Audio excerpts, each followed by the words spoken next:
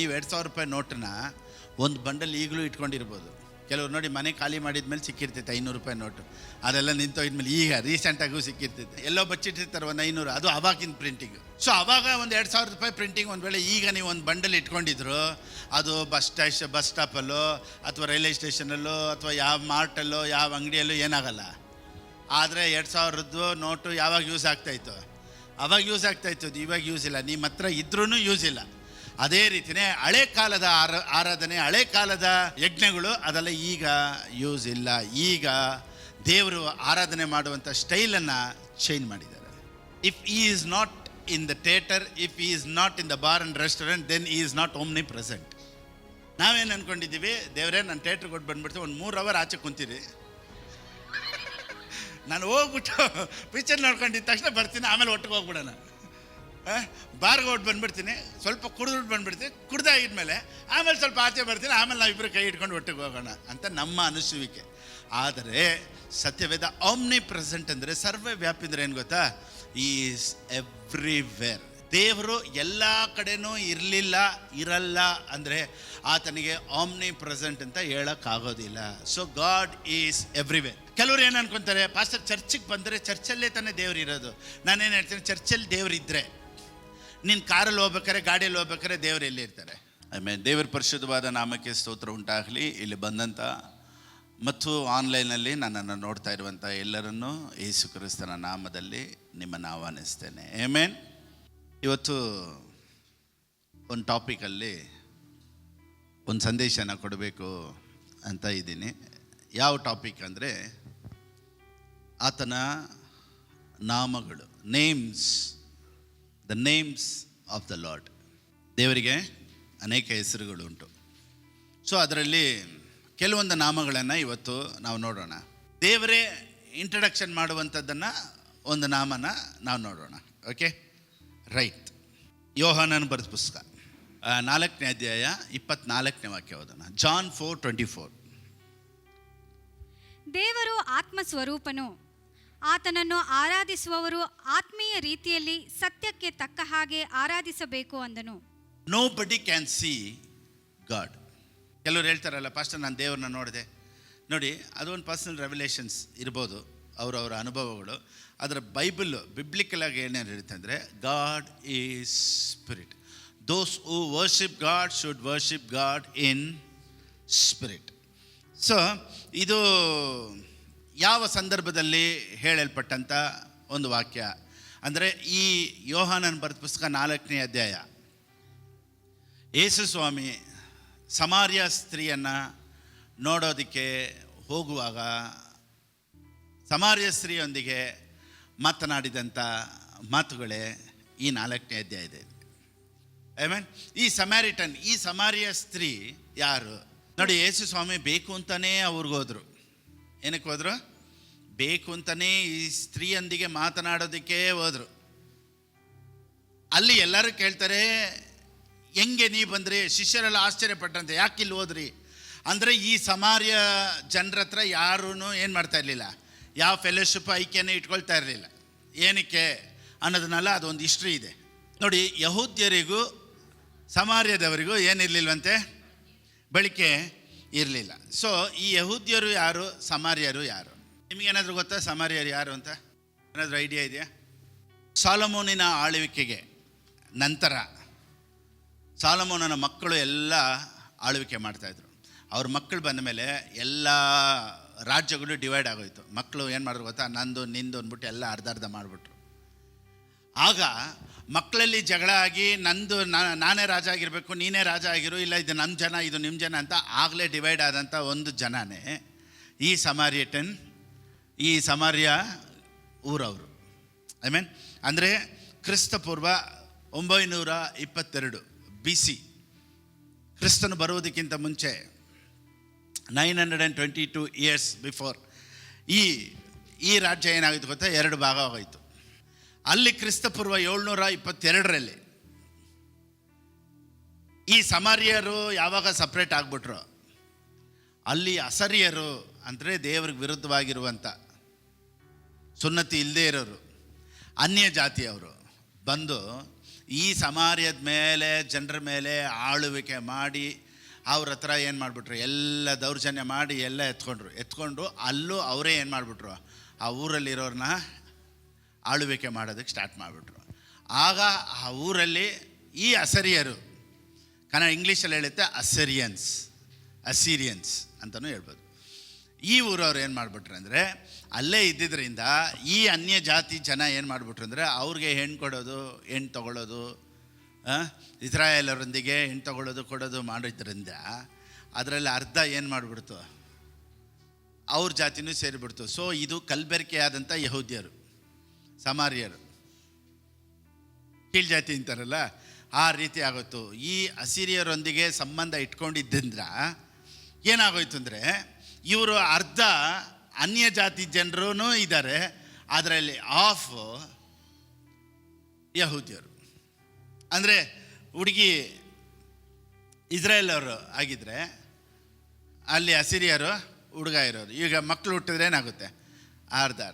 ಅದಕ್ಕೇ ಏನು ಮಾಡಿಬಿಟ್ರು, ಈ ಇಸ್ರಾಯೇಲ್ ಜನರು ಈ ಸಮಾರ್ಯದವ್ರನ್ನ ಏನು ಮಾಡಿಬಿಟ್ರು, ಊರಿಂದ ಆಚೆನೇ ಇಟ್ಬಿಟ್ರು. ಸೊ ನಮಗೂ ನಿಮಗೂ ಯಾವ ಸಂಬಂಧನೂ ಬೇಡ, ಯಾಕಂದರೆ ನೀವು ಕಲಬೆರಕೆ ಆಗಿರೋರು.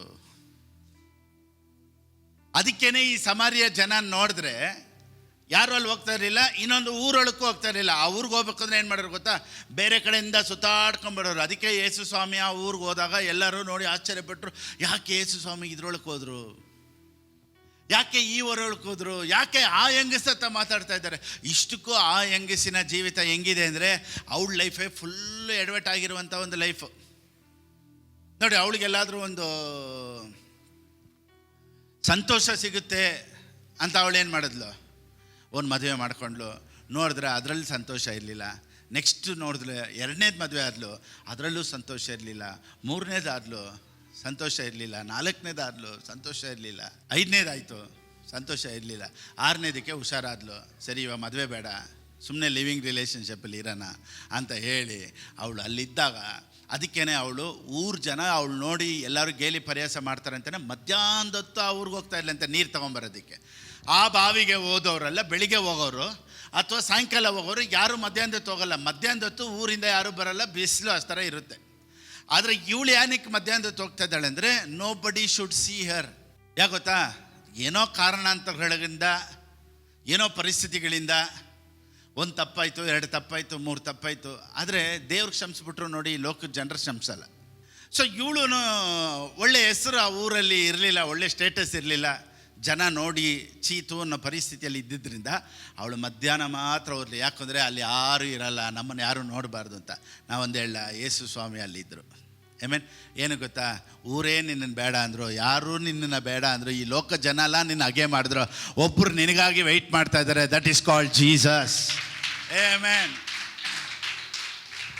ಒಂದು ವೇಳೆ ಯೋಚನೆ ಮಾಡ್ಬೋದು, ನಮ್ಮ ಸ್ವಂತ ಜನ ನನ್ನ ಕೈ ಬಿಟ್ಬಿಟ್ರೆ, ಯಾಕಂದರೆ ನಾನು ತಪ್ಪು ಮಾಡಿದ್ದೀನಿ, ಒಂದು ವೇಳೆ ನನ್ನ ಲೈನ್ ಸರಿ ಇಲ್ಲ ಅಥವಾ ನನ್ನ ಲೈಫು ತಪ್ಪೋಯ್ತು ಅಂತ ಜನ ಎಲ್ಲ ನನ್ನನ್ನು ಕೈ ಬಿಟ್ಬಿಟ್ರು ಅಂತ ನೀವು ಯೋಚನೆ ಮಾಡ್ಬಾರ್ದು. ನಾನೇನು ಹೇಳ್ತೀನಿ ಅಂದರೆ, ನಿಮ್ಮ ಸ್ವಂತದವರು, ನಿಮ್ಮ ಜನ ಬೇಕಾದ್ರೆ ನೀವು ತಪ್ಪು ಮಾಡಿರೋದು ಕೈ ಬಿಡ್ಬೋದೇ ಹೊರತು ದೇವರು ಬಿಡೋದಿಲ್ಲ ಅನ್ನೋ ಒಂದು ಎಕ್ಸಾಂಪಲೇ ಈ 4ನೇ ಅಧ್ಯಾಯ. ಸೊ ಯೇಸು ಸ್ವಾಮಿ ಆ ಊರಿಗೆ ಹೋಗ್ಬಾರ್ದಾಗಿತ್ತು. ಇವಾಗ ಗೊತ್ತಾಯ್ತಾ, ಸಮಾರಿಟನ್ಸ್ ಅಂದರೆ ಯಾರು? Amen. They are mixed people. ಆದರೂ ಅವರು ದೇವರ ಮಕ್ಕಳೇ, ಅವರು ಯಹೂದ್ಯರೇ, ಆದರೆ ಕಂಪ್ಲೀಟ್ ಯಹೂದ್ಯರಲ್ಲ. ನೋಡಿ, ಇದೆಲ್ಲ ಟೀಚಿಂಗ್ ಏನು ಗೊತ್ತಾ, ಇವಾಗ ನೆಕ್ಸ್ಟ್ ನೀವು ಈ 4ನೇ ಅಧ್ಯಾಯ ಓದಿದ್ರೆ ನಾನು ಹೇಳಿದ್ದೆಲ್ಲ ಹಂಗೆ ಕ್ಯಾಪ್ಟನ್ ಮಾಡಿಬಿಡಿದೆ. ಅದಕ್ಕೆ teaching very very important. Amen.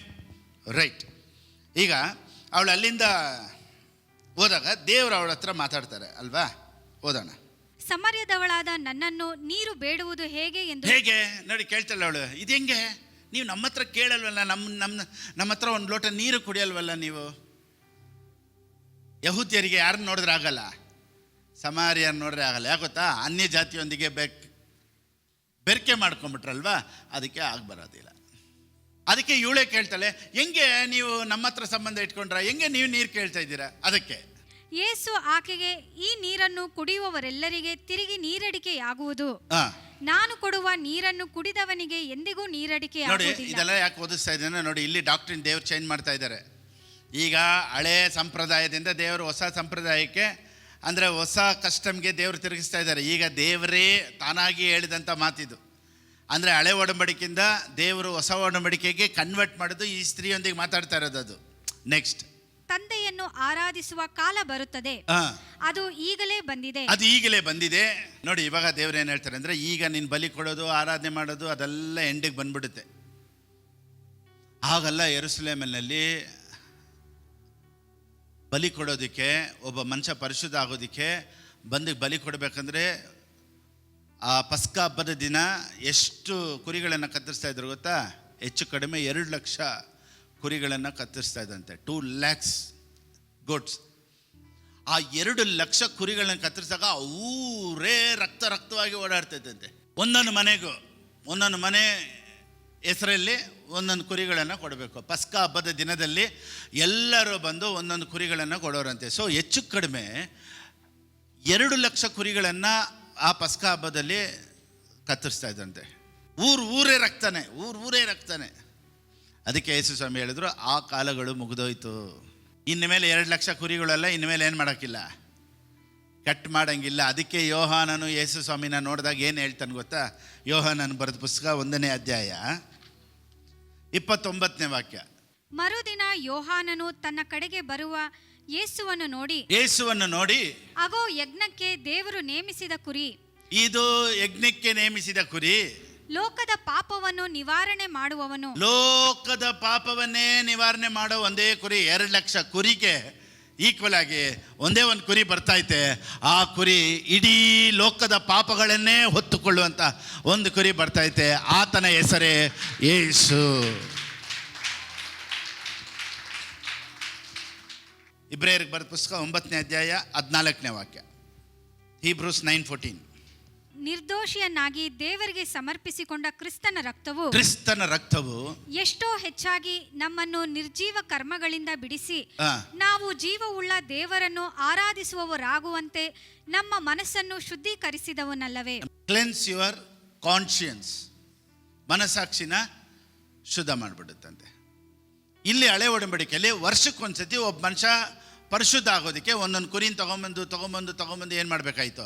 ಬಲಿ ಕೊಡಬೇಕಾಯ್ತು. ಈಗ ಎಲ್ಲನೂ ಚೇಂಜ್ ಆಗ್ತೈತೆ. ಈಗ ಯೇಸು ಸ್ವಾಮಿ ಹೇಳ್ತಾರೆ, ಇನ್ಮೇಲೆ ನೀವು ಬಲಿ ಕೊಡಬೇಕಾಗಿದ್ದಿಲ್ಲ, ಯೇಸುವಿನ ರಕ್ತದಲ್ಲಿ ಎಲ್ಲರೂ ಪರಿಶುದ್ಧವಾದರು. ಈಗ ಹಳೆ ಕಾಲದ ಪದ್ಧತಿ ಈಗ ಇಲ್ಲ. ಎಲ್ಲರೂ ಹೇಳಿ ಆಮೆನ್. ಈಗ ಬೈಬಲಲ್ಲಿ ಇರ್ಬೋದು, ಆದರೂ ಅದೇನೇ ಆಗಲ್ಲ, ಕೆಲಸಕ್ಕಾಗಲ್ಲ. ಈಗ ಒಂದು ವೇಳೆ ಈ ರೀತಿ ಹೇಳ್ತೀನಿ ನೋಡಿ, ನೀವು 2,000 ರೂಪಾಯಿ ನೋಟನ್ನ ಒಂದು ಬಂಡಲ್ ಈಗಲೂ ಇಟ್ಕೊಂಡಿರ್ಬೋದು. ಕೆಲವ್ರು ನೋಡಿ, ಮನೆ ಖಾಲಿ ಮಾಡಿದ್ಮೇಲೆ ಸಿಕ್ಕಿರ್ತೈತೆ 500 ರೂಪಾಯಿ ನೋಟು, ಅದೆಲ್ಲ ನಿಂತೋಗಿದ್ಮೇಲೆ ಈಗ ರೀಸೆಂಟಾಗೂ ಸಿಕ್ಕಿರ್ತೈತೆ. ಎಲ್ಲೋ ಬಚ್ಚಿಟ್ಟಿರ್ತಾರೆ ಒಂದು 500, ಅದು ಅವಾಗಿನ ಪ್ರಿಂಟಿಂಗ್. ಸೊ ಅವಾಗ ಒಂದು 2,000 ರೂಪಾಯಿ ಪ್ರಿಂಟಿಂಗ್. ಒಂದು ವೇಳೆ ಈಗ ನೀವು ಒಂದು ಬಂಡಲ್ ಇಟ್ಕೊಂಡಿದ್ರು, ಅದು ಬಸ್ ಸ್ಟಾಪಲ್ಲೋ ಅಥವಾ ರೈಲ್ವೆ ಸ್ಟೇಷನಲ್ಲೋ ಅಥವಾ ಯಾವ ಮಾರ್ಟಲ್ಲೋ ಯಾವ ಅಂಗಡಿಯಲ್ಲೋ ಏನಾಗಲ್ಲ. ಆದರೆ 2,000ದ್ದು ನೋಟು ಯಾವಾಗ ಯೂಸ್ ಆಗ್ತಾಯಿತ್ತು? ಅವಾಗ ಯೂಸ್ ಆಗ್ತಾಯಿತ್ತು. ಇವಾಗ ಯೂಸ್ ಇಲ್ಲ. ನಿಮ್ಮ ಹತ್ರ ಇದ್ರೂ ಯೂಸ್ ಇಲ್ಲ. ಅದೇ ರೀತಿಯೇ ಹಳೆ ಕಾಲದ ಆರಾಧನೆ, ಹಳೆ ಕಾಲದ ಯಜ್ಞಗಳು ಅದೆಲ್ಲ ಈಗ ಯೂಸ್ ಇಲ್ಲ. ಈಗ ದೇವರು ಆರಾಧನೆ ಮಾಡುವಂಥ ಸ್ಟೈಲನ್ನು ಚೇಂಜ್ ಮಾಡಿದ್ದಾರೆ. ಈಗ ದೇವರೆಲ್ಲಿ ವಾಸ ಮಾಡ್ತಾ ಇದ್ದಾರೆ, ಹೆಂಗೆ ವಾಸ ಮಾಡ್ತಾ ಇದ್ದಾರೆ, ನಾವು ಹೆಂಗೆ ಆರಾಧನೆ ಮಾಡಬೇಕು, ಪ್ರಾರ್ಥನೆ ಹೆಂಗೆ ಮಾಡಬೇಕು ನೋಡಿ, ಇದನ್ನೆಲ್ಲ ನಾವು ಕಲ್ತ್ಕೊಂಡಾಗ ರಿಯಲಿ ನಮ್ಮ ಆಧ್ಯಾತ್ಮಿಕ ಜೀವಿತದಲ್ಲಿ ಒಂದು ವ್ಯತ್ಯಾಸ ಬಂದ್ಬಿಡುತ್ತೆ. ಮತ್ತಾಯನಿಗೆ ಬರೋ ಪುಸ್ತಕ 27:51, ಮ್ಯಾಥ್ಯೂ 27:51. ಈಗ ಸತ್ಯವೇದ ಏನು ಹೇಳುತ್ತೆ? ಒಂದು ತೆರೆ ಇತ್ತು, ವೇಲ್, ಸ್ಕ್ರೀನ್. ಆ ತೆರೆ ಒಳಕ್ಕೆ ಯಾರೂ ಹೋಗ್ತಾ ಇರಲಿಲ್ಲ. ಯಾರು ಹೋಗ್ಬೇಕಾಗಿದ್ದು? ಯಾಜಕನೊಬ್ಬನೇ ಹೋಗ್ಬೇಕಾಗಿದ್ದು. ಅವನು ಮಾತ್ರನೇ ಜನರ ಪರವಾಗಿ ಮಾತಾಡಬೇಕಾಗಿತ್ತು. ಯಾರೂ ದೇವ್ರ ಸಮ್ಮುಖದಲ್ಲಿ ಹೋಗೋಕ್ಕೆ ಚಾನ್ಸಸ್ ಇರಲಿಲ್ಲ ಹಳೆ ಒಡಂಬಡಿಕೆಯಲ್ಲಿ. ಯೇಸು ಸ್ವಾಮಿ ಶಿಲುಬೆಯಲ್ಲಿ ರಕ್ತ ಸುರಿಸಿ ಸತ್ತ ನಂತರ ತೆರೆಯು ಅರಿಯಲ್ಪಡ್ತು. ಅಂದರೆ ಈಗ ಯಾರು ಬೇಕಾದರೂ ದೇವ್ರ ಸಮ್ಮುಖಕ್ಕೆ ಬರ್ಬೋದು ಅನ್ನೋದು ಶಿಲುಬೆಯ ಮುಖಾಂತರ ಎಲ್ಲವೂ ಚೇಂಜಸ್ ಬಂದ್ಬಿಡ್ತು. ಈಗ ಬರೋಣ 4ನೇ ಅಧ್ಯಾಯಕ್ಕೆ. ಯೋಹಾನನ ಬರೆದ ಪುಸ್ತಕ 4ನೇ ಅಧ್ಯಾಯ 23-24 ಬನ್ನಿ. ದೇವರು ಆತ್ಮಸ್ವರೂಪನು. ಇಲ್ಲಿ ಚೆನ್ನಾಗಿ ಗಮನಿಸಿ, ದೇವರ ಹೆಸರು ಇನ್ನೊಂದು ಏನು ಗೊತ್ತಾ? ಆತ್ಮಸ್ವರೂಪನು. ದೇವರು ಯಾರು? ಆಮೇನ್. ಆತ್ಮಕ್ಕೆ ಶರೀರ ಇಲ್ಲ, ಆತ್ಮ ಎಲ್ಲಿ ಬೇಕಾದರೂ ಇರ್ಬೋದು. ಈಗ ನೀವು ದೇವ್ರನ್ನ ನೋಡೋಕ್ಕಾಗೋದಿಲ್ಲ, ಆದರೆ ದೇವರು ಇಲ್ಲೇ ನಮ್ಮನ್ನು ನೋಡ್ತಾ ಇದ್ದಾರೆ ಅನ್ನೋದೇ ಸತ್ಯ. ಆಮೆನ್. God is spirit. ನೋಡಿ, ಆತ್ಮಸ್ವರೂಪನಲ್ಲೇ ಇನ್ನೊಂದು ನಾಮನು ನಾನು ಇನ್ಕ್ಲೂಡ್ ಮಾಡ್ಕೊಳ್ತೀನಿ. God is Omni present. ದೇವರು ಸರ್ವವ್ಯಾಪಿ. 139ನೇ ಕೀರ್ತನೆ 7ರಿಂದ ಓದೋಣ ಬನ್ನಿ ಬೇಗ. Psalms 139 from verse 7. ನಾನು ನಿನ್ನ ಆತ್ಮಕ್ಕೆ ತಪ್ಪಿಸಿಕೊಳ್ಳುವಂತೆ ಎಲ್ಲಿಗೆ ಹೋಗಲಿ? ದಾವೀದನು ಹೇಳ್ತಾನೆ, ನಾನು ಎಲ್ಲಪ್ಪ ಓಡ್ಲಿ? ನಿನ್ನ ಕಣ್ಣಿಗೆ ಮರೆಯಾಗುವಂತೆ ಎಲ್ಲಿಗೆ ಓಡಲಿ? ನಿನ್ನ ಕಣ್ಣಿಗೆ ಮರೆಯಾಗುವಂತೆ ಎಲ್ಲಿಗೆ ಓಡ್ಲಿ? ಮೇಳನ ಲೋಕಕ್ಕೆ ಏರಿ ಹೋದರೆ ಅಲ್ಲಿ ನೀನಿರುತ್ತಿ. ಮೇಲ್ ಹೋದ್ರು ಅಲ್ಲೂ ಇರ್ತೀಯ, ಪಾತಾಳಕ್ಕೆ ಹೋಗಿ ಮಲಗಿಕೊಂಡದರೆ ಅಲ್ಲಿಯೂ ನೀನಿರು. ಪಾತಾಳಕ್ಕೆ ಹೋದ್ರು ಅಲ್ಲೂ ನೀನು ಇರ್ತೀಯ. ಅರುಣನ ರೆಕ್ಕೆಗಳನ್ನು ಕಟ್ಟಿಕೊಂಡು ಹಾರಿ ಹೋಗಿ ಸಮುದ್ರದ ಕಟ್ಟಕಡೆಯಲ್ಲಿ ವಾಸ ಮಾಡಿದರೆ ಅಂದರೆ ಅಲ್ಲಿಯೂ ನಿನ್ನ ಕೈ ನನ್ನನ್ನು ನಡೆಸುವುದು. ನೆಕ್ಸ್ಟ್, ಅಲ್ಲಿಯೂ ನಿನ್ನ ಕೈ ನನ್ನನ್ನು ನಡೆಸುವುದು. ಆಮೆನ್. ನಿನ್ನ ಬಲಗೈ ನನ್ನನ್ನು ಹಿಡಿದಿರುವುದು. ಓಕೆ, ದಾವೀದನು ಏನು ಹೇಳ್ತಾನೆ? ನಾನು ಮೇಲೋದ್ರು ಸರಿ, ಪಾತಾಳಕ್ಕೆ ಹೋದ್ರು ಸರಿ. ಪಾತಾಳ ಅಂದರೆ ಹೆಂಗ್ ಗೊತ್ತಾ? ಹೆಲ್. ನರಕದಲ್ಲೂ ದೇವ್ರು ಇರೋದಕ್ಕೆ ಸಾಧ್ಯನಾ? ದೇವ್ರು ನರಕದಲ್ಲಿ ಇರ್ತಾರ? ಸರಿ, ಈಗಿನ ಲ್ಯಾಂಗ್ವೇಜಲ್ಲಿ ಕೇಳ್ತೀನಿ, ದೇವರು ಬಾರಲ್ಲಿ ಇರ್ತಾರ? ನಿಮ್ಗೆ ಅರ್ಥ ಆಗೋ ಭಾಷೆ. ದೇವರು PVR ಥಿಯೇಟ್ರಲ್ಲಿ ಇರ್ತಾರ? ದೇವರು ಕುಡಿಯೋ ಜಾಗದಲ್ಲಿ ಇರ್ತಾರ? ದೇವರು ಪಬ್ಬಲ್ಲಿ ಇರೋದಕ್ಕೆ ಸಾಧ್ಯನಾ? ಬಾರ್ ಅಂಡ್ ರೆಸ್ಟೋರೆಂಟಲ್ಲಿ ದೇವರು ಇರೋದಕ್ಕೆ ಸಾಧ್ಯನಾ? ನೀವೇನಂತೀರ ಬಿಡ್ರಿ?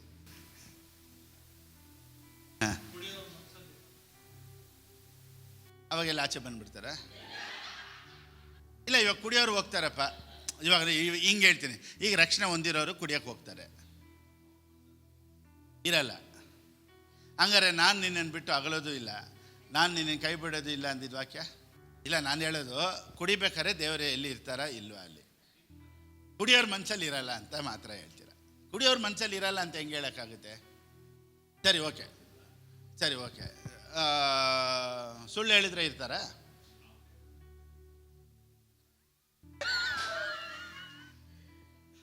ಸರಿ, ಕುಡಿದ್ರೆ ಇರಲ್ಲ, ಸುಳ್ಳು ಹೇಳಿದ್ರೆ ಇರ್ತಾರ ಒಳಗಡೆ? ಕುಡಿಯೋ ಅನ್ಸಲ್ಲ.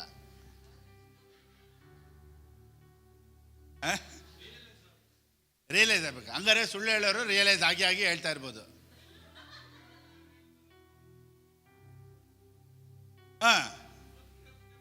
ಸಮಸ್ತಾರೆ. ಇಲ್ಲ, ಬ್ರದರ್ನ ಯಾಕೆ ಕೇಳೋದಂದ್ರೆ ತುಂಬ ಕ್ವಶನ್ ಆ್ಯಂಡ್ ಆನ್ಸರ್ ಬರುತ್ತೆ ಅಂತ ಅಷ್ಟೇ.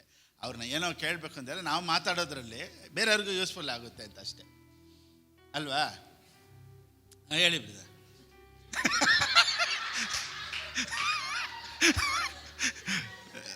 ಬ್ರದರ್ ಹೇಳ್ಬಿಟ್ರು, ನಾನು ಹೇಳಲ್ಲ.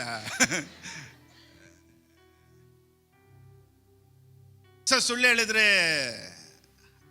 ಇರ್ತಾರಾ ಇರಲ್ವಾ? ಕುಡಿದ್ರೆ ಇರಲ್ವಾ? ನೋಡಿ, ಒಂದನ್ನು ಚೆನ್ನಾಗಿ ತಿಳ್ಕೊಬೇಕು. ದೇವರು ಸರ್ವವ್ಯಾಪಿ ಇಂದಮೇಲೆ ಎಲ್ಲ ಕಡೆ ಇರಲೇಬೇಕು. If he is not in the theatre, if he is not in the bar and restaurant, then he is not omnipresent. ನಾವೇನು ಅಂದ್ಕೊಂಡಿದ್ದೀವಿ? ದೇವರೇ, ನಾನು ಥಿಯೇಟ್ರಿಗೆ ಕೊಟ್ಟು ಬಂದ್ಬಿಡ್ತೀವಿ, ಒಂದು 3 ಅವರ್ ಆಚೆ ಕುಂತೀರಿ, ನಾನು ಹೋಗ್ಬಿಟ್ಟು ಪಿಕ್ಚರ್ ನೋಡ್ಕೊಂಡಿದ್ದ ತಕ್ಷಣ ಬರ್ತೀನಿ, ಆಮೇಲೆ ಒಟ್ಟಿಗೆ ಹೋಗ್ಬಿಡೋಣ.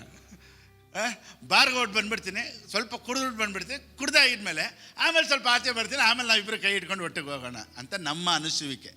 ಆದರೆ ಸತ್ಯವೇದ ಆಮ್ನಿ ಪ್ರೆಸೆಂಟ್ ಅಂದರೆ ಸರ್ವವ್ಯಾಪಿ ಅಂದರೆ ಏನು ಗೊತ್ತಾ? Is everywhere. ದೇವರು ಎಲ್ಲ ಕಡೆನೂ ಇರಲ್ಲ ಅಂದರೆ ಆತನಿಗೆ ಆಮ್ನಿ ಪ್ರೆಸೆಂಟ್ ಅಂತ ಹೇಳೋಕ್ಕಾಗೋದಿಲ್ಲ. So God is everywhere. ಒಬ್ಬ ಮನುಷ್ಯ ತಪ್ಪು ಮಾಡಬೇಕಾದ್ರೆ ಅಲ್ಲೇ ಇರ್ತಾರೆ. ಪಾಸ್ಟರ್ ಅವನ ಪಾಪದಲ್ಲಿದ್ದರೆ ಅಲ್ಲೇ ಇರ್ತಾರೆ. ನೋಡಿ, ಮ್ಯಾನಿಫೆಸ್ಟೆಡ್ ಪ್ರೆಸೆನ್ಸ್ ಬೇರೆ. ಎಲ್ಲಿ 2-3 ಕೂಡಿರ್ತಾರೋ ಗಾಡ್ ವಿಲ್ ಮ್ಯಾನಿಫೆಸ್ಟ್ ಹಿಮ್ಸೆಲ್ಫ್. ಕೆಲವರು ಏನು ಅನ್ಕೊತಾರೆ, ಪಾಸ್ಟರ್ ಚರ್ಚಿಗೆ ಬಂದರೆ ಚರ್ಚಲ್ಲೇ ತಾನೇ ದೇವ್ರು ಇರೋದು. ನಾನೇನು ಹೇಳ್ತೀನಿ, ಚರ್ಚಲ್ಲಿ ದೇವ್ರು ಇದ್ದರೆ ನೀನು ಕಾರಲ್ಲಿ ಹೋಗ್ಬೇಕಾರೆ, ಗಾಡಿಯಲ್ಲಿ ಹೋಗ್ಬೇಕಾರೆ ದೇವ್ರು ಎಲ್ಲಿ ಇರ್ತಾರೆ? ಚೆನ್ನಾಗಿ ತಿಳ್ಕೊಳ್ಳಿ, ಚರ್ಚಲ್ಲಿ ಇಲ್ಲ ಅಂತಿಲ್ಲ, ಚರ್ಚಲ್ಲೂ ಇದ್ದಾರೆ, ಚರ್ಚಿಂದ ಆಚೆನೂ ಇದ್ದಾರೆ, ನಿಮ್ಮ ಮನೇಲೂ ಇದ್ದಾರೆ, ನಿನ್ನ ಕೆಲಸದಲ್ಲೂ ಇದ್ದಾರೆ, ನೀನು ಹೋಗೋ ಜಾಗ ಬರೋ ಜಾಗ ಎಲ್ಲ ಕಡೆನೂ god is everywhere. That is reason god is Omni present. ಕೆಲವರು ನಾನು ಕೇಳ್ತಾರೆ, ಪಾಸ್ಟರ್ ನೀವು ಪುಲ್ಪಿಟ್ ಮೇಲೆ ದೇವ್ರು ಇರೋ ಜಾಗದಲ್ಲಿ ಶೂ ಹಾಕ್ಕೊಂಡಿದ್ದೀರಲ್ಲ, ಅವ್ರ ಕಣ್ಣಿಗೆ ಏನು ಗೊತ್ತಾ? ಚರ್ಚಲ್ಲಿ ದೇವರಿದ್ದಾರೆ ಅಂತ. ನಾನೇನು ಹೇಳ್ತೀನಿ, ನಿಮ್ಮ ಕಣ್ಣು ಚರ್ಚಲ್ಲಿ ಮಾತ್ರನೇ ದೇವ್ರು ನೋಡ್ತೈತೆ, ನಾನು ಒಂದೊಂದು ಸ್ಟೆಪ್ಪಲ್ಲೂ ದೇವ್ರನ್ನ ನೋಡ್ತೀನಿ. Everywhere God is there. ಹಂಗಾರೆ ಚರ್ಚ್ ಅನ್ನೋದು ಇಂಪಾರ್ಟೆಂಟ್ ಇಲ್ವಾ? ನೋಡಿ, ಊಟ ಮುಖ್ಯ, ಹೌದಾ ಇಲ್ವಾ? ಊಟ ಮುಖ್ಯ ಅಂತ ಹೇಳಿ ಎಲ್ಲಿ ಬೇಕಾದ್ರೂ ಕುಂತ್ಕೊಂಡು ತಿನ್ನೋಕ್ಕಾಗಲ್ಲ. ಊಟ ರುಚಿಯಾಗಿದ್ರು ಹೆಂಗಿರ್ಬೇಕು, ಜಾಗನೂ ಅಟ್ಮಾಸ್ಫಿಯರನ್ನು ಚೆನ್ನಾಗಿರಬೇಕು. ಅದಕ್ಕೆ ಕೆಲವೊಂದು ಹೋಟ್ಲುಗಳಲ್ಲಿ ಒಳಗೆ ಹೋಗಿದ ತಕ್ಷಣ ಟೇಬಲ್ ಕ್ಲಾತ್ ಹೆಂಗಿರುತ್ತೆ ಗೊತ್ತಾ, ನೀಟಾಗಿ ಟೇಬಲ್ ಕ್ಲಾತ್ ಹಿಂಗೆ ಮಡಚಿಟ್ಟಿರ್ತಾರೆ. ಅವ್ರು ಸೌತೆಕಾಯಿ ಎಲ್ಲ ತೊಗೊಂಬರ್ತಾರೆ ನೋಡಿ, ಸೌತೆಕಾಯಿ, ಟೊಮಾಟೊ, ಇವರಲ್ಲಿ ಆ ಪ್ರೆಸೆಂಟೇಷನ್ ಕೊಡ್ತಾರೆ ನೋಡಿ. ಒಳಗಡೆ ಹೋಗಿ ಊಟ ಬರೋಕ್ಕಿಂತ ಮುಂಚೆ ಆ ಪ್ರೆಸೆಂಟೇಷನ್ನೇ ಅಷ್ಟು ಚೆನ್ನಾಗಿರ್ತಾರೆ. ಡಿಮ್ ಲೈಟ್, ಆ ಟೇಬಲ್ ಸರ್ವಿಂಗ್ ಎಲ್ಲ ನೋಡಿ, ಆ ಟೇಬಲು ಅಟ್ಮಾಸ್ಫಿಯರ್ ಎಲ್ಲನೂ ಹೆಂಗಿರ್ತೈತೆ, ಒಳಗೆ ಹೋಗಿದ ತಕ್ಷಣವೇ ಆ ಫೀಲೇ ಒಂಥರ ಚೇಂಜ್ ಆಗಿರುತ್ತೆ. ನಾನೇನು ಹೇಳ್ತೀನಿ, ಅದೇ ಊಟ ತೊಗೊಂಬಂದು ರೋಡಲ್ಲಿ ತಿನ್ನು, ಆ ಊಟಕ್ಕೆ ಬೆಲೆ ಇರಲ್ಲ. ಆ ಊಟ ಕೊಡೋ ಸ್ಟೈಲಲ್ಲಿ ಕೊಟ್ಟರೆ ಅದು ಸೂಪರಾಗಿರುತ್ತೆ. ಅದೇ ರೀತಿಯೇ ವಾಕ್ಯ ಅನ್ನೋದು ಕೊಡ್ಬೇಕಾದ್ರೆ ಆ ಟೇಬಲ್ ಕ್ಲಾತು, ಆ ಲೈಟಿಂಗ್ಸು ಎಲ್ಲ ಹೆಂಗಿರಬೇಕು ಅದೇ ಥರನೇ church lightings, atmosphere, music, drums ಇದೆಲ್ಲ ಇಟ್ಬಿಟ್ಟು ನಾವು ವಾಕ್ಯ ಕೊಡ್ತೀವಿ ಅಂದರೆ ದ ಪ್ರೆಸೆಂಟೇಷನ್, ದಟ್ಸ್ ಆಲ್. ಆದರೆ ಇದೆಲ್ಲ ಲೈಟ್ ಗೀಟೆಲ್ಲ ಇದೆ, ಸೂಪರಾಗಿ ಕ್ಯಾಮ್ರಾ ಗಿಮ್ರಾ ಎಲ್ಲ ಇದೆ, ಮೈಕೆಲ್ಲ ಇದೆ, ಇಲ್ಲೇ ದೇವರಿದ್ದಾರೆ ಅನ್ನೋದು ತಪ್ಪು. ದೇವರು ಕಟ್ಟಿದಂಥ ಗುಡಿಗಳಲ್ಲಿಲ್ಲ, ದೇವರು ನಿನ್ನ ಒಳಗಡೆನೇ ಇದ್ದಾರೆ, ನಿಮ್ಮೊಳಗಡೆ ಇದ್ದಾರೆ ಅನ್ನೋದೇ ಗಾಸ್ಪಲ್.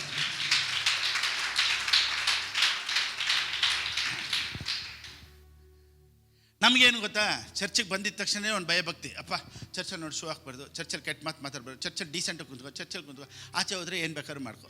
ನಾನೇನು ಹೇಳ್ತೀನಿ, ನೀನು ಬೈನ್ ಸ್ಟೋರಲ್ಲಿ ಕುಂತಿದ್ರು ಅಲ್ಲೂ ದೇವರು ಇರ್ತಾರೆ ಅನ್ನೋದು ನಿನ್ನ ಮೈಂಡಿಗೆ ಬಂದುಬಿಟ್ರೆ, ನೀನು ಕುಡಿಯೋದನ್ನು ದೇವರು ಅಲ್ಲೇ ವಾಚ್ ಮಾಡ್ತಾ ಇದ್ದಾರೆ ಅಂತ ನಿನಗೆ ಗೊತ್ತಾಗಬೇಕು. God is everywhere. ನೀನು ಏನೇ ಮಾಡಿದ್ರು ಅಲ್ಲೂ ದೇವರು ಇರ್ತಾರೆ. ನಿನ್ನನ್ನು ನೋಡುವಾತನು ನಿನ್ನನ್ನು ಯಾವಾಗಲೂ ನೋಡ್ತಾನೇ ಇರ್ತಾರೆ. ಆದರೆ ಚರ್ಚಿಗೆ ಬಂದಾಗ ನಾವು ದೇವರೇ ಅಂತ ಕರೆದಾಗ ಮ್ಯೂಸಿಕ್ಕು, ಪ್ರೈಸ್ ಆ್ಯಂಡ್ ವರ್ಷಿಪ್ಪು ಅಂದರೆ ಇಲ್ಲಿ ದೇವರು ತನ್ನನ್ನೇ ಪ್ರಕಟಪಡಿಸ್ಕೊಳ್ತಾರೆ.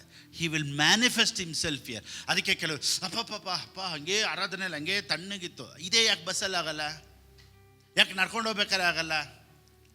ಇಲ್ಲಿ ದೇವರು ಆ ಪ್ರೆಸೆನ್ಸನ್ನ ಮ್ಯಾನಿಫೆಸ್ಟ್ ಮಾಡ್ತಾರೆ, ಅಂದರೆ ಹೊರಪಡಿಸ್ತಾರೆ, ತೋರಿಸ್ತಾರೆ ನಾನು ಇಲ್ಲಿ ಇದ್ದೀನಿ ಅಂತ.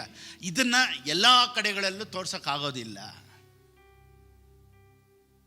ಅದಕ್ಕೆ ನಿಮ್ಮದು ಕ್ವಾಯಿಟ್ ಟೈಮಲ್ಲಿ ನೀವು ನಿಮ್ಮ ಮನೇಲೇ ದೇವರು ಇದ್ದಾರಾ ಇಲ್ವಾ? ಇದ್ದಾರೆ. ನೀವು ಮನೆಯಲ್ಲಿ ನಿಮಗೆ ಅಂತ ಒಂದು ಟೈಮಲ್ಲಿ ನೀವು ಅಲ್ಲಿ ಚಾಪೆ ಹಾಕ್ಕೊಂಡು ದೇವ್ರ ಹತ್ರ ದೇವರೇ ಸ್ತೋತ್ರಪ್ಪ ಅಂದಾಗ he will reveal himself to you.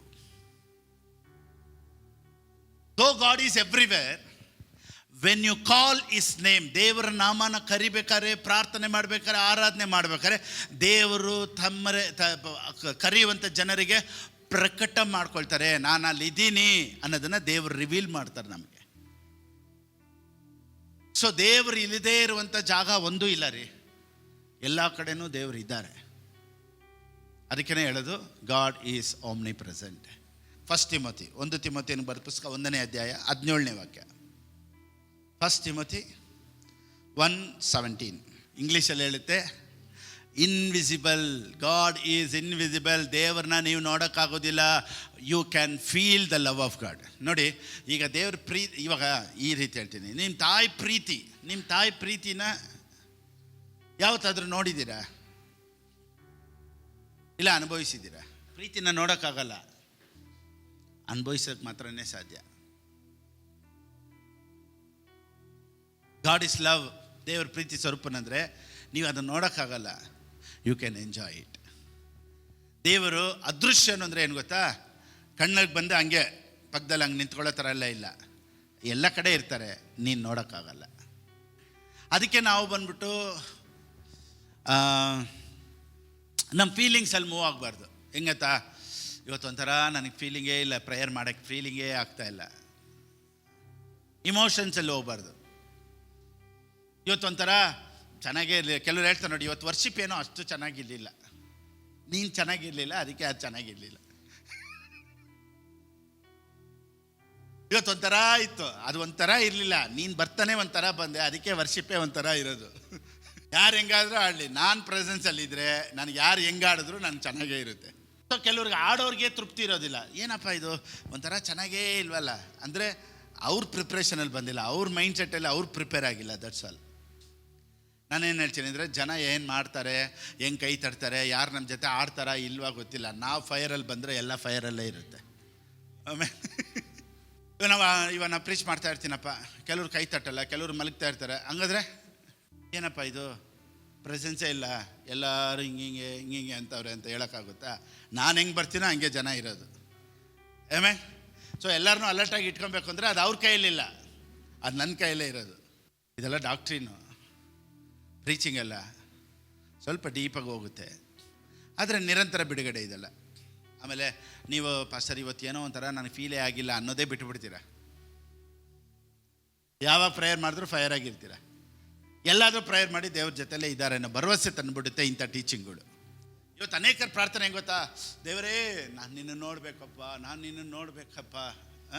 ನಾನೂ ಆಡಿದ್ದೀನಿ ಹಾಡು, ನಿನ್ನ ನಾನು ನೋಡಬೇಕು ಏಸಯ್ಯ, ನಿನ್ನೊಂದಿಗಿರಬೇಕು,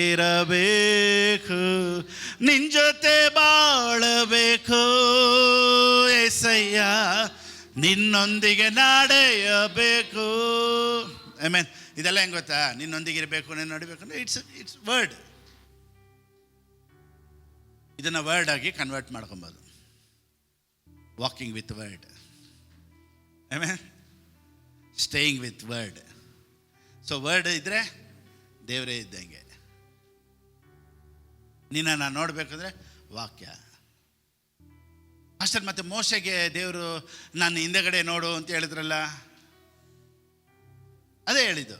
ಹಳೆ ಒಡಂಬಡಿಕೆಯಲ್ಲಿ ಕೆಲವರಿಗೆ ದೇವರು ಪ್ರತ್ಯಕ್ಷ ಆದರು. ಪೌಲನೇ ಹೇಳ್ತಾನೆ, ನಾನೊಂದು ವಾಣಿಯನ್ನು ಕೇಳಿದೆನು.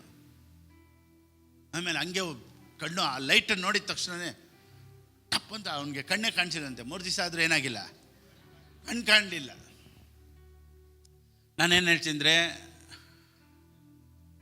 ಚೆನ್ನಾಗಿ ಗಮನಿಸಿ, ನೀವು ಇಲ್ಲಿಂದ ಎಲ್ಲವರೆಗೂ ನೋಡೋಕ್ಕಾಗುತ್ತೆ. ನಿಮ್ಮ ಕಣ್ಣು ಎಲ್ಲವರೆಗೂ ನೋಡ್ಬೋದು.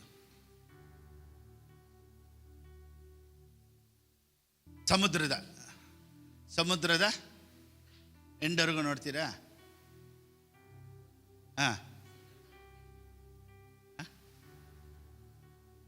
ಅರ್ಧ ಸಮುದ್ರ. ಆಮೇಲೆ ಆಕಾಶ,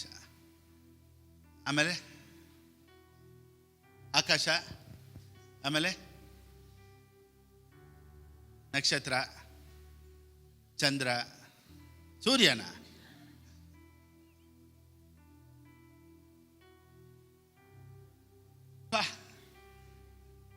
ವಾಟ್ ಎ ಪವರ್ಫುಲ್ ಐಸ್. ಸೂರ್ಯ ನೋಡ್ತಾರದು ಬೆಳಗಿನ ಜಾವ ನೋಡ್ಬೋದು. ಸೊ ದೇವರು ಸೃಷ್ಟಿ ಮಾಡಿದಂಥ ಸೂರ್ಯನೇ ನಿನ್ನ ಕೈಲಿ ನೋಡೋಕ್ಕಾಗಲ್ಲ ಅಂದಮೇಲೆ, ಸೃಷ್ಟಿ ಮಾಡ್ದ ಆತನನ್ನು ನೋಡೋದಕ್ಕೆ ಎಲ್ಲಿಂದ ರೀ ಸಾಧ್ಯ? ಆಮೆನ್. ನೀವು ಒಂದು ಕಡೆ ಅಷ್ಟೇ ನೋಡ್ಬೋದು, ಒಂದು ಹಂತವರೆಗೂ ನೋಡ್ಬೋದು, ಒಂದು ಹಂತಕ್ಕೆ ನೋಡ್ಬೋದು.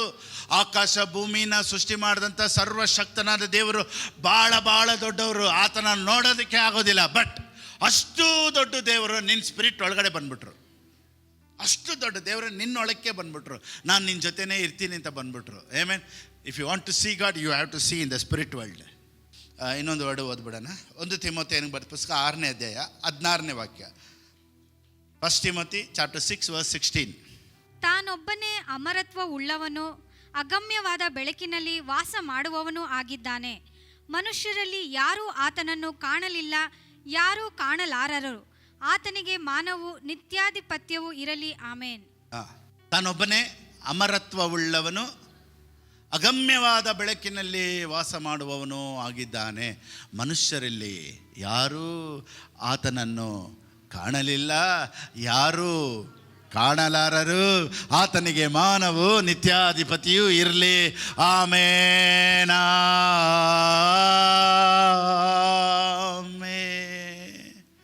ಆಮೇನ್. Amen. Your God is so big, you can see him, you can feel him. ನೀವು ಕಣ್ಣು ಮುಚ್ಚಿದಾಗಲ್ಲ ದೇವರೇ ಅಂದಿದ ತಕ್ಷಣ ಗಾಡ್ ಈಸ್ ದೇರ್. ದೇವ್ರು ನಿನ್ನ ಜೊತೆನೇ ಇರ್ತಾರೆ. ದೇವ್ರು ನಿನ್ನಿಂದ ದೂರ ಎಲ್ಲೂ ಹೋಗಲ್ಲ. ನೀನು ಅಪ್ಪ ತಂದೆ ಅಂತ ಕರೆದಾಗಲ್ಲ ದೇವ್ರು ನಿನ್ನ ಜೊತೆ ಇದ್ದಾರೆ. ಆಮೇಲೆ ಇವತ್ತು ಈ ಸಂದೇಶದ ನಿನಗೊಂದು ಧೈರ್ಯ ಏನು ಗೊತ್ತಾ? ದೇವ್ರು ನಿನ್ನ ಜೊತೆನೇ ಇದ್ದಾರೆ. ಆಮೇಲೆ you can't see him but you can feel everywhere. ಎಲ್ಲರೂ ಕೇಳಿದ್ರಲ್ಲ, ದೇವ್ರು ಎಲ್ಲ ಕಡೆನೂ ಇರೋಕ್ಕೆ ಸಾಧ್ಯನಾ? ಎಲ್ಲ ಕಡೆ ಇರೋದು. ಕೆಟ್ಟವ್ರ ಹತ್ರ ಇರೋದು ಸಾಧ್ಯ. ನಾನು ಹೇಳ್ದಂಗೆ ಬಾರಲ್ಲಿ, ಪಬ್ಬಲ್ಲಿ, ರೆಸ್ಟೋರೆಂಟಲ್ಲಿ ಎಲ್ಲ ಕಡೆನೂ ಇರೋದಕ್ಕೆ ಸಾಧ್ಯನಾ? ಅದಕ್ಕೊಂದು ಉದಾಹರಣೆ ಹೇಳ್ತೀನಿ ನೋಡಿ. ಸರ್, ಆ ಪಾಪದಲ್ಲಿ ದೇವರಿದ್ದರೆ ಆ ಪಾಪ ಅದು ದೇವ್ರನ್ನ ಅಫೆಕ್ಟ್ ಮಾಡಲ್ವಾ? ನೀವೇನಂತೀರಾ? ನಾನು ಒಂದು ಉದಾಹರಣೆ ಹೇಳ್ತೀನಿ ನೋಡಿ. God is like sunlight. ಈ ಸೂರ್ಯ ಯಾವುದಕ್ಕೆಲ್ಲ, ಈ ಸನ್ಲೈಟ್ ಏನಕ್ಕೆಲ್ಲ ಬೇಕಾಗುತ್ತೆ ಹೇಳಿ ನೋಡೋಣ. ಈ ಸೂರ್ಯದ ಬೆಳಕು ಏನೇನಕ್ಕೆಲ್ಲ ಬೇಕಾಗುತ್ತೆ? ಕ್ರಿಮಿ ಎಲ್ಲ ಸತ್ತೋಗುತ್ತೆ. ನೆಕ್ಸ್ಟ್ ವ್ಯವಸಾಯಕ್ಕೆ, ಗಿಡಗಳಿಗೆ, ಮರ, ಹೂವು, ಮನುಷ್ಯನಿಗೆ, ವಿಟಮಿನ್ ಎಲ್ಲದಕ್ಕೂ ನೋಡಿ ಸೂರ್ಯ ಬಂದರೆ ಎಷ್ಟು ಒಳ್ಳೆಯದು. ಇದೇ ಸೂರ್ಯ ಸಗಣಿ ಮೇಲೆ, ಕಸದ ಮೇಲೆ, ಡಸ್ಟ್ಬಿನ್ ಮೇಲೆ, ರೋಡಲ್ಲಿ ಹೋಗೋ ಮೋರಿ ಮೇಲೆ ಮಾತ್ರ ಬೀಳದೆ ಬೇರೆ ವಿಟಮಿನ್ನು, ಬೇರೆ ವ್ಯವಸಾಯ, ಬೇರೆ ಗಿಡ ಮರ ಇಂಥದಕ್ಕೆ ಮಾತ್ರ ಬೀಳುತ್ತಾ? ಎಲ್ಲ ಕೆಸರು, ಮೋರಿ, ಸಗಣಿ ಎಲ್ಲದ್ರ ಮೇಲೆ ಬೀಳುತ್ತಾ? ಎಲ್ಲರ ಮೇಲೆ ಬೀಳುತ್ತೆ.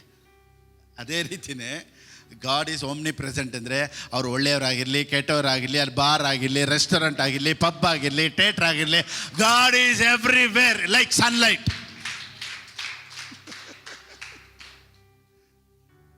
So you can't avoid it. ಸೂರ್ಯ ಒಳ್ಳೆ ಕಡೆ ಇದ್ದರೆ ಚೆನ್ನಾಗಿರುತ್ತೆ ಪಾಸ್ಟರ್. ಇದ್ರ ಮೇಲೆಲ್ಲ ಬಿದ್ದರೆ ಸುಮ್ಮನೆ ಸೂರ್ಯದ ಬೆಳಕು ವೇಸ್ಟ್ ಆಗುತ್ತಲ್ಲ. ನೀನು ಬೇಕು ಅಂದ್ರೂ ಬೇಡ, ನೀನು ಬೇಕು ಅಂದರೂ ಬೀಳುತ್ತೆ, ಬೇಡ ಅಂದರೂ ಸೂರ್ಯ ಏನಾಗುತ್ತೆ, ಎಲ್ಲದ್ರ ಮೇಲೆ ಬೀಳುತ್ತೆ. ಅದನ್ನು ನೀನು ಅವಾಯ್ಡ್ ಮಾಡೋಕ್ಕಾಗಲ್ಲ. ಹಂಗೇ ದೇವರು ಸಹ, ನಿನಗೆ ದೇವ್ರು ಇಲ್ಲೇ ಬರಬೇಕು, ಅಲ್ಲೇ ಬರಬೇಕು, ಇಲ್ಲೇ ಇರಬೇಕು, ಅಲ್ಲೇ ಇರಬೇಕು ಅಲ್ಲ. God can come everywhere. ಇದೇ ಸಂದೇಶದಲ್ಲಿ ನಾನು ಇನ್ನೊಂದು ಹೇಳ್ತೀನಿ. ನೀನು ಇವತ್ತು ಯಾವ ಪರಿಸ್ಥಿತಿಯಲ್ಲಿ ಹೋಗ್ತಾ ಇದೆಯೋ, ಯಾವ ಕಷ್ಟದಲ್ಲಿ ಹೋಗ್ತಾ ಇದೆಯೋ, God is with you. Don't worry. ಎಲ್ಲ ಪರಿಸ್ಥಿತಿಗಳನ್ನು ಚೇಂಜ್ ಮಾಡುವಂಥ ದೇವ್ರು ನಿನ್ನ ಜೊತೆನೇ ಇದ್ದಾರೆ. ಪಾಸ್ಟರ್, ನನ್ನ ಹಾದಿಯಲ್ಲಿ, ನನ್ನ ದಾರಿಯಲ್ಲಿ, ನಾನು ನಡೆಯುವಂಥ ಕತ್ತಲೆಯ ಮಾರ್ಗದಲ್ಲಿ ಪಾಸ್ಟರ್ ಯಾರೂ ನನ್ನ ಜೊತೆ ಇಲ್ಲ, ಯಾರೂ ಇಲ್ಲ ಅಂತ ಹೇಳ್ಬೇಡಿ. ಇವತ್ತಿಂದ ದೇವ್ರು ನಿನ್ನ ಜೊತೆ ಇದ್ದಾರೆ. ಎಲ್ಲ ಪರಿಸ್ಥಿತಿಗಳನ್ನು ಬದಲಾಯಿಸೋದಕ್ಕೆ ದೇವ್ರು ನಿನ್ನ ಜೊತೆನೇ ಇದ್ದಾರೆ. ಆಮೆನ್. ನೋಡಿ, ದೇವ್ರು ಎಲ್ಲಿ ಇಲ್ಲ ನೋಡಿ. ನೆಬೂಕದ್ನೆಚ್ಚರ್ ರಾಜನು ಶಾದ್ರಕ್, ಮೇಷಕ್, ಅಬೇದ್ನೆಗೋನ ತಗೊಂಡೋಗಿ ಎಲ್ಲಿ ಹಾಕಿದ್ರು? ಬೆಂಕಿಯಲ್ಲಿ ಹಾಕ್ಬಿಟ್ರು. ಅವಾಗ ಎಲ್ಲರೂ ಅಂದ್ಕೊಂಡ್ರು ಇವ್ರು ಮೂವರು ಸುಟ್ಟೋದ್ರು ಅಷ್ಟೇ, ಇನ್ಮೇಲೆ ಯಾರೂ ಇಲ್ಲ ಅಂತ. ಲಾಸ್ಟಿಗೆ ನೋಡಿದ್ರೆ ರಾಜ ಹೇಳ್ತಾನೆ, ಏನಾದರೂ ನೋಡಪ್ಪ ಅಂದರೆ ಎತ್ತಿ ಹಾಗೆ ಬೊಗ್ಗಿ ನೋಡ್ತಾರೆ. ಅಲ್ಲಿ 3 ಜನರ ಮಧ್ಯದಲ್ಲಿ 4ನವರು ಒಬ್ರು ಇದ್ದಾರೆ ಬೆಂಕಿಯಲ್ಲಿ. 4ನವರು ಬೆಂಕಿಯಲ್ಲಿದ್ದಾರೆ. ಅವಾಗ ಎಲ್ಲರೂ ನೋಡ್ರು, ಹೆಂಗಪ್ಪ ಇವ್ರು ಬಂದರು? ಅಲ್ಲಿ 3 ಜನನ ಮಾತ್ರ ಬಿಡಲಿಲ್ಲ, ಅಲ್ಲಿ 4ನೇ ಒಬ್ರು ಅಲ್ಲಿದ್ದರು. ನಾನೇನು ಹೇಳ್ತೀನಿ, ನೀನು ಯಾವ ಪರಿಸ್ಥಿತಿಯಲ್ಲಿ ಹೋದ್ರು God will be with you. Pastor, ನಾನು ಹೋಗ್ತಾ ಇರೋ ಮಾರ್ಗನೇ ನರಕ ಮಾರ್ಗ ಥರ ಇದೆ. ನಾನೇನು ಹೇಳ್ತೀನಿ, ನರಕದ ಮಾರ್ಗ ಥರ ಇದ್ದರು, ಕಾರ್ಗತ್ತಲೆ ಕಣಿವೆ ಆಗಿದ್ದರು, ಕತ್ತಲೆಯ ಮಾರ್ಗ ಇದ್ದರೂ ಸರಿ, ದೇವ್ರು ನಿನ್ನ ಜೊತೆ ಇದ್ದಾರೆ ಅನ್ನೋದು ಮರಿಬೇಡ. Everywhere God is with you. ಇವತ್ತಿಂದ ನೀವು ಬೋಲ್ಡಾಗಿರಿ, ಧೈರ್ಯವಾಗಿರಿ.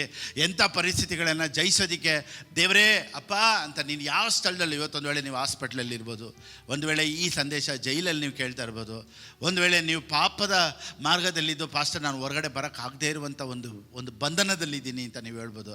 ಯಾವುದೇ ಪರಿಸ್ಥಿತಿಯಲ್ಲಿದ್ದರೂ ಇವತ್ತು ನನ್ನ ಸಂದೇಶ, God is with you. Don't worry. ಎಲ್ಲ ಪರಿಸ್ಥಿತಿಗಳು ಚೇಂಜ್ ಆಗುತ್ತೆ. God bless.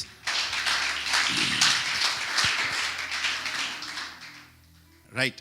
ಆನ್ಲೈನಲ್ಲಿ ನೋಡ್ತಾ ಇರೋರು, ಒಂದು ವೇಳೆ ದೇವ್ರ ರಾಜ್ಯಕ್ಕಾಗಿ ಕೊಡಬೇಕು ಅನ್ನೋರು, ಯಾವ ರೀತಿ ಕೊಡಬೇಕು ಅನ್ನೋದು ಸ್ಕ್ರೀನಲ್ಲಿದೆ, ಆ ರೀತಿಯೇ ಕೊಡ್ಬೋದು. ದೇವರು ನಿಮ್ಮನ್ನು ಆಶ್ರಯಿಸಲಿ. ಆಮೆನ್. ನಾವೆಲ್ಲರೂ ಹಾಗೆ ನಿಂತ್ಕೊಳ್ಳೋಣ. ಪ್ರೀತಿ ಸ್ವರೂಪಿಯೇ, ನಮ್ಮೊಂದಿಗೆ ನೀನಿರೋದಕ್ಕಾಗಿ ಸ್ತೋತ್ರಪ್ಪ. ನಾನು ನಿನ್ನನ್ನು ಬಿಟ್ಟು ಅಗಲೋದೂ ಇಲ್ಲ, ನಿನ್ನನ್ನು ಕೈ ಬಿಡೋದೂ ಇಲ್ಲ ಎಂದು ಹೇಳಿದಂಥ ದೇವರು ನಮ್ಮೊಂದಿಗೆ ನೀನಿರೋದಕ್ಕಾಗಿ ಸ್ತೋತ್ರ. ಇಲ್ಲಿ ಬಂದಂಥ ಎಲ್ಲರೊಂದಿಗೆ ನೀನಿರೋದಕ್ಕಾಗಿ ಸ್ತೋತ್ರ. ನನ್ನನ್ನು ನೋಡ್ತಾ ಇರುವಂಥ ಎಲ್ಲ ಜನರೊಂದಿಗೂ ನೀನಿದ್ದು ಮಾತನಾಡಿದಕ್ಕಾಗಿ ಸ್ತೋತ್ರಪ್ಪ.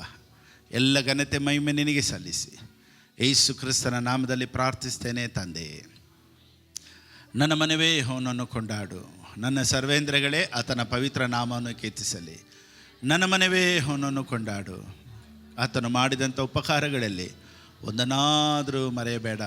ಆಮೇನ್, ಆಮೇನ್, ಆಮೇನ್. ನಮ್ಮ ಕರ್ತನಾದ ಯೇಸು ಕ್ರಿಸ್ತನ ಕೃಪೆಯು, ತಂದೆಯಾದ ದೇವರ ಪ್ರೀತಿಯು, ಪವಿತ್ರಾತ್ಮನ ಅನ್ಯೋನ್ಯತೆಯು ಯಾವಾಗಲೂ ಎಂದೆಂದಿಗೂ ನಮ್ಮೊಂದಿಗೆ ನೆಲೆಗೊಂಡಿರಲಿ.